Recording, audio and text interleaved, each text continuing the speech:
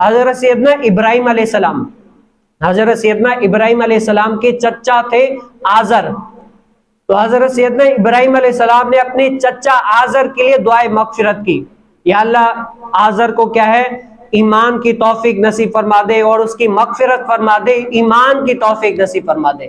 لیکن پھر یہ کیونکہ ان کو امید تھی کہ یہ میرے جو چچا ہیں کافر تھے، یہ ایمان لے کر آئیں گے، اللہ رب العالمین کی بندگی میں آ جائیں گے، لیکن کیا ہوا، انہوں نے ایمان نہیں لے کر آئے، اللہ رب العالمین کو معبود نہیں سمجھا، ایمان سے محروم رہے. تو کیا ہوا، حضرت سیدنا ابراہیم علیہ السلام نے ان سے لا تعلق کا اظہار کر دیا، ان سے اپنے چچا سے بیزار ہو گئے. کیوں؟ کہا کہ یہ میرے چچا اللہ کے دشمن ہے، اب میری ان سے نہیں بن سکتی، میں اپنا رشتہ ناتا تعلقات سب کچھ ختم کر دیتا ہوں.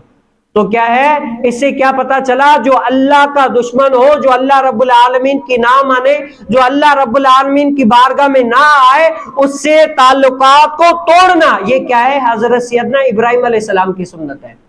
آج یہ کیا ہے، ذوالحجہ جو چل رہا ہے، قربانی کا موسم ہے، یہ کیا ہے، یاد ہی حضرت سیدنا ابراہیم علیہ السلام کی یاد میں یہ مہینہ گزارا جاتا ہے. بڑی عید یہ کیا ہے، حضرت سیدنا ابراہیم علیہ السلام کی یاد ہی میں گزاری جاتی ہے، کیونکہ اللہ رب العالمین امتحان لیا جو کامیاب ہوئے.